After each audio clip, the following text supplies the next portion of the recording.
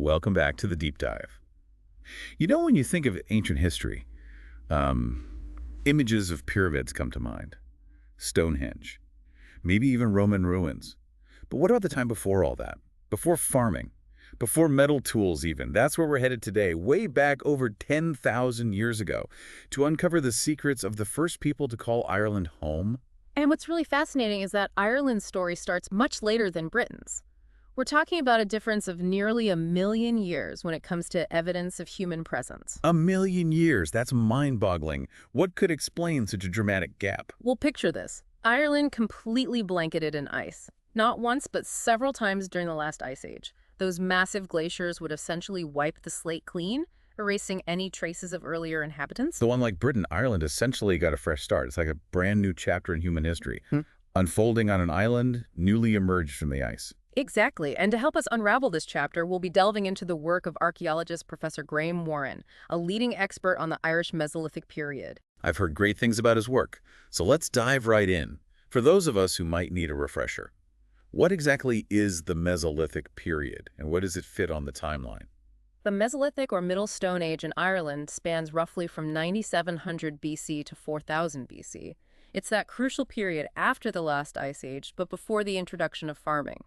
Imagine a world sawing out, with forests reclaiming the land, and people adapting to these dramatic environmental shifts. It must have been a time of both incredible challenges and exciting new opportunities. What do we know about the specific challenges these early communities faced? Well, one major challenge would have been the fluctuating climate itself, the Younger Dryas. A sudden cold snap toward the end of the last ice age significantly impacted human populations. This is particularly interesting in the context of Ireland because there's a recent discovery that could potentially push back the timeline of human presence on the island. You've piqued my curiosity. What kind of discovery are we talking about? A bare bone dating back to the end of the last ice age was found with clear-cut marks, suggesting human activity. If confirmed, this would mean that people were already in Ireland during the Younger Dryas, a period when many humans were retreating from Britain due to the harsh conditions. Wow, that's a game changer. So we have these early inhabitants navigating a volatile climate. But what about their day-to-day lives? When we talk about the hunter-gatherer label, it often conjures up pretty simplistic images. How accurate is that stereotype? Especially when it comes to the Irish Mesolithic. You're right to question that. The term hunter-gatherer is often used as a catch-all, but it masks the immense diversity and complexity of these societies. In the case of the Irish Mesolithic, the evidence paints a picture far more nuanced than the traditional stereotype. So what kind of evidence are we talking about? What clues are archaeologists using to piece together this puzzle of early Irish life? We rely on a variety of evidence: stone tools, organic remains incredibly preserved in bogs, skeletal remains, and believe it or not, the landscape itself. Wait, the landscape? How can the land be a source of information? Think about it this way. Coastlines have shifted. Forests have grown. The very ground beneath our feet has risen and fallen over millennia. By understanding these changes, archaeologists can better interpret the location of archaeological sites and why evidence is found where it is. That's amazing. It's like the land itself is whispering stories of the past. So by analyzing these different pieces of evidence, what have archaeologists been able to learn about the daily lives of these early communities? One of the most fascinating aspects is their tool technology. In the early Irish Mesolithic, we see a toolkit dominated by finely crafted blades and microliths. These were small, sharp pieces of flint, often used in composite tools. So we're not just talking about crudely chipped rocks, but carefully designed tools for specific purposes. Exactly. And what's particularly interesting is that Ireland also shows early evidence of polished and ground stone axes. These tools are typically associated with the later Neolithic period and the arrival of farming, but their presence in the Irish Mesolithic challenges that assumption. So they were using these advanced axes long before farming appeared on the scene. What were they using them for? That's a question still being explored, but it points to a much more complex relationship with technology than we typically associate with hunter-gatherers. It's incredible to think about the skill and ingenuity they possessed. But where were they putting these skills to use? Did they have established settlements?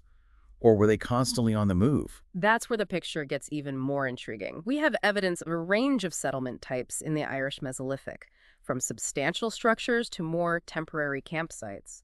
One of the best-known examples is the site of Mount Sandal in Northern Ireland. What can you tell us about Mount Sandal? What makes it so significant? At Mount Sandal, archaeologists uncovered the remains of a substantial dwelling. Imagine a circular hut, carefully constructed with timber posts and a central fireplace. The most remarkable thing is that the post holes indicate the structure was rebuilt several times in the same location, suggesting that it was a place people returned to generation after generation. This wasn't just a temporary shelter, but a place of enduring significance. So it challenges the notion that these early communities were constantly migrating, never settling in one place for too long. Absolutely. And while we also find evidence of more temporary structures, possibly tents or other lightweight shelters, that doesn't necessarily equate to constant movement either. These sites could represent places people revisited regularly, perhaps following seasonal resources, or maintaining social connections across a wider territory. It's fascinating to imagine these persistent places, as you call them, imbued with the memories and traces of generations past. Exactly. Imagine arriving at such a place and encountering the echoes of your ancestors in the scatters of stone tools, the faint outlines of old structures, even in the subtle changes to the surrounding woodland. That gives me chills just thinking about it. These details really bring the past to life. But we can't forget about the most basic human need, food. What were these early communities eating? Wild boar was definitely a key food source. But there's a fascinating twist. It seems wild boar wasn't actually natives to Ireland. There's strong evidence to suggest it was deliberately introduced by Mesolithic people. Hold on. They were bringing animals with them across the Irish Sea. That changes our entire understanding of their capabilities and their relationship with the landscape. It does. It challenges the idea of hunter-gatherers as passively living within a pristine environment. They were actively shaping their world, making choices that would have had a profound impact on the ecosystem. So wild boar was on the menu. But what else were they eating? Was there much variety in their diet? Fish played a major role in their diet, and we have evidence of some very sophisticated fishing techniques, including the use of tidal fish traps constructed from hazelwood. Fish traps. Tell us more about those. These weren't just simple nets, they were carefully designed fences, strategically placed to exploit the power of the tides, funneling fish into enclosed areas where they could easily be caught. What's even more remarkable is that the hazelwood used for these traps shows signs of coppicing. Coppicing. What does that tell us? Coppicing is a woodland management technique where trees are cut back on a regular cycle to encourage new growth. This suggests they weren't just taking materials from the environment, but actively managing it for their own needs. So they were shaping their world in more ways than we might initially imagine. But this brings up another question. We know they had contact with the wider world because they brought wild boar to Ireland. How connected were they to communities across the Irish Sea, in Britain and beyond? That's the million-dollar question, isn't it? It's easy to think of the Irish Sea as a pretty formidable barrier. But remember, these were skilled boat builders and navigators. So you're saying it wasn't impossible for them to make the journey? Exactly. And there's evidence to suggest there were at least some connections across the water. We find similar types of artifacts on both sides of the Irish Sea. Those perforated shell beads we talked about earlier are a great example. Plus, when you look at broader trends in tool technology, there are clear parallels between Ireland and Britain. But how much contact are we talking about? Was it just the occasional intrepid explorer making the crossing? Or was there more substantial interaction between these communities? That's where it gets a little tricky. While we have evidence of contact, it doesn't necessarily mean large-scale migrations were happening.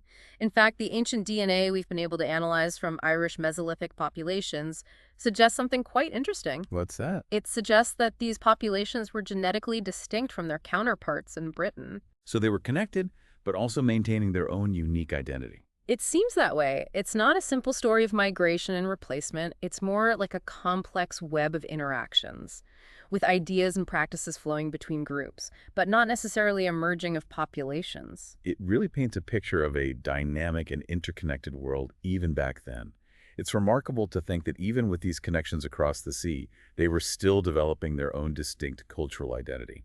Exactly. And this distinctiveness is especially apparent when we look at how these early communities honored their dead. Speaking of connections, the way these early Irish approached death and burial is truly fascinating. What can you tell us about their practices? While evidence of burial practices from this period is limited, there are a few sites that offer incredible insights. One such site is Hermitage in County Limerick. What makes Hermitage so special? At Hermitage, archaeologists uncovered a series of pits containing cremated remains. a practice that was previously unknown in the Irish Mesolithic. And it's the details of these cremations that are truly remarkable. Oh, I love the details. Tell us more. Well, in one pit, the cremation was carefully arranged at the base, propped up against a large wooden post, perhaps some kind of marker. And lying on top of the cremated remains was a beautifully polished stone axe. An axe. Was it like a weapon? A battle axe? Not quite. Analysis of the axe revealed that it had only been used for a very short time, before being deliberately blunted and placed in the burial.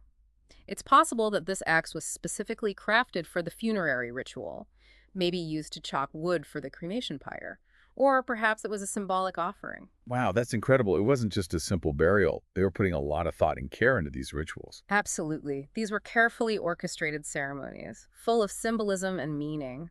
And what's even more fascinating is that some of these practices, like the use of cremation, the focus on specific body parts like the head, and even the location near a river are echoed in other parts of Mesolithic Europe. So even in death, we see these connections across vast distances. Exactly. These seemingly disparate groups were part of a wider web of beliefs and traditions that span the continent. It reminds us that despite geographic separation, there was a shared human experience that connected these communities. This is why I find archaeology so captivating. It's like piecing together a puzzle, using these fragments of evidence to connect with a deeper human story, regardless of time or place. It's a powerful reminder that the past is never truly past. It lives on in the traces we leave behind, the stories we tell, and the connections we forge across time and space. It's making me think about all the subtle ways those early inhabitants might have shaped their world. I mean, we've learned they were introducing animals, managing woodlands, and engaging in complex rituals. What other hidden stories are waiting to be uncovered? It feels like we've only just scratched the surface of the Irish Mesolithic. There's so much more to discover. That's the beauty of archaeology. It's a constant process of discovery. Each new find adds another layer to our understanding of the past. And the Irish Mesolithic in particular is a story that's still being written. For our listeners who are eager to learn more, are there any resources you'd recommend?